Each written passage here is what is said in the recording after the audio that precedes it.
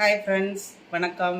இன்றைக்கி நம்ம என்ன பார்க்க போகிறோம் அப்படின்னா, ரோட்டு கடை காளான் செய்வது எப்படி அப்படிங்கிறத பார்க்க போகிறோம். அதுக்கு தேவையானது வந்து நான் முட்டைக்கோஸ் இப்போ பொடியாக கட் பண்ணி வச்சுருக்கேன். அதுக்கு தேவையானதெல்லாம் நம்ம எடுத்து வச்சுருக்கோம். இப்போ இந்த முட்டைக்கோஸ் கூட 1 ஸ்பூன் மிளகாத்தூள், ஒரு 1/4 டீஸ்பூன் மஞ்சத்தூள், கொஞ்சம் மிளகுத்தூள், நான் கரம் மசாலா கம்மியாக சேர்த்துருக்கேன். உங்களுக்கு தேவையான அளவு நீங்கள் போட்டுக்கலாம். கொஞ்சம் ஃபுட் கலர், ஆரஞ்சு கலர் சேர்த்துருக்கேன். இது எல்லாம் இதில் போட்டுருங்க. போட்டுட்டு 1 ஸ்பூன் உப்பு, தேவையான அளவு உப்பு போட்டுக்கோங்க. 1 ஸ்பூன் இஞ்சி பூண்டு பேஸ்ட் போட்டுக்கோங்க.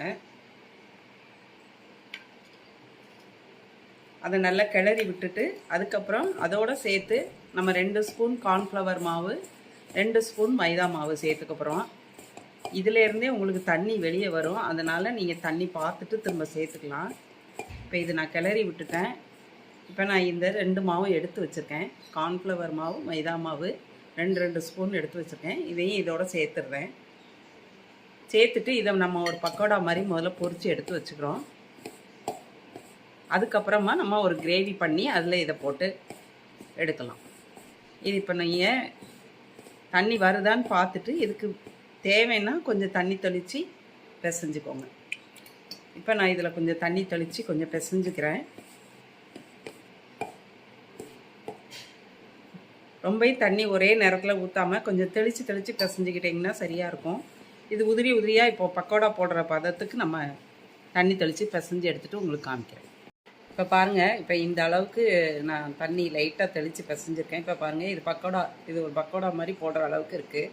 இப்போ இதோட நீங்கள் கருவேப்பிலை, மல்லி எல்லாம் கொஞ்சம் கட் பண்ணி சேர்த்து போட்டு பிசைஞ்சு பொரித்து எடுத்துடலாம். நம்ம இதை கொஞ்சம் உதுத்து விட்டு நீங்கள் எண்ணெயில் பொரித்து எடுத்துருங்க.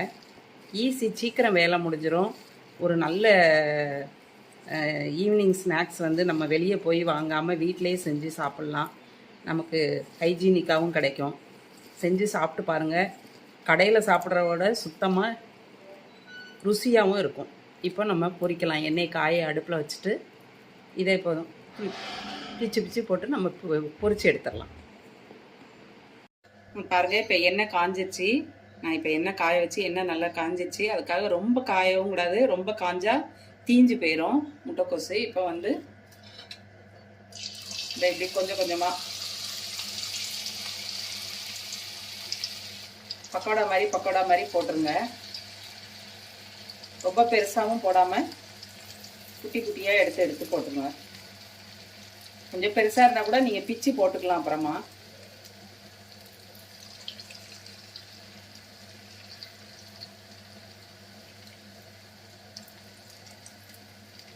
கொஞ்சம் வெந்ததுக்கப்புறம் திருப்பி விட்டுக்கலாம். இப்போ பாருங்கள், இப்போ நான் கொஞ்சம் திருப்பி விட்டுறேன் எல்லாத்தையும்.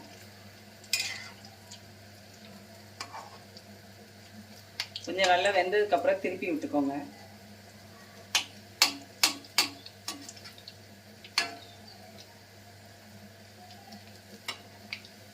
கொஞ்சம் நல்லா வெந்தது மொறுமொறுப்பாக ஆனதுக்கப்புறம் எடுத்துடலாம். பாருங்கள், இப்போ நல்ல மொறுமொறுப்பாக ஆயிடுச்சு. இப்போ நம்ம இந்த ஸ்டேஜில் நம்ம எடுத்துடலாம். இதை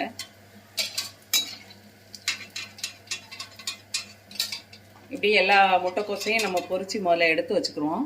அப்புறம் சாஸ் பண்ணி இதை எப்படி அதில் சேர்க்குறதுங்கிறத காமிக்கிறேன். இப்போ பாருங்கள், இப்போ நம்ம அவ்வளவும் எல்லா முட்டைக்கோசையும் பொரித்து எடுத்து வச்சிட்டோம். இப்போ நம்ம சாஸ் எப்படி தயார் பண்ணலாங்கிறத பார்க்கலாம். இப்போ அதே பாத்திரத்தில் நான் வந்து எண்ணெய் காய வச்சுருக்கேன். அது எண்ணெய் காஞ்சது கொஞ்சம் வெங்காயம் போட்டுடலாம். ஒரு பெரிய வெங்காயம் ஒன்று, அது நல்லா கொஞ்சம் வதங்கட்டும். அதோட கொஞ்சம் இஞ்சி பூண்டு பேஸ்ட் போட்டுக்கலாம்.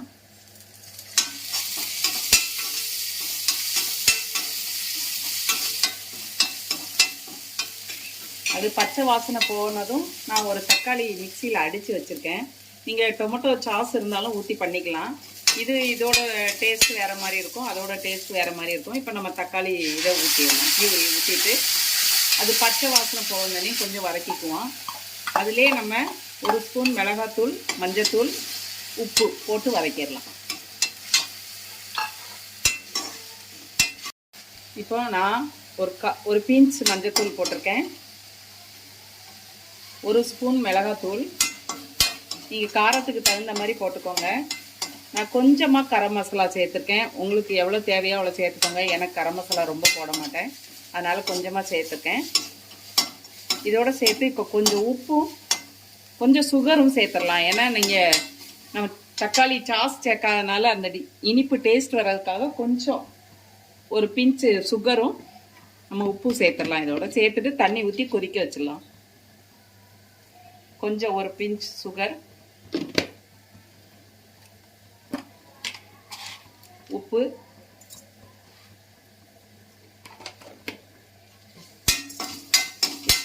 இது நல்ல பச்சை வாசனை போகும் தண்ணி வதக்கிட்டு நம்ம அந்த மிக்ஸி ஜாரை அலசி ஊற்றி கொதிக்க வச்சிடலாம்.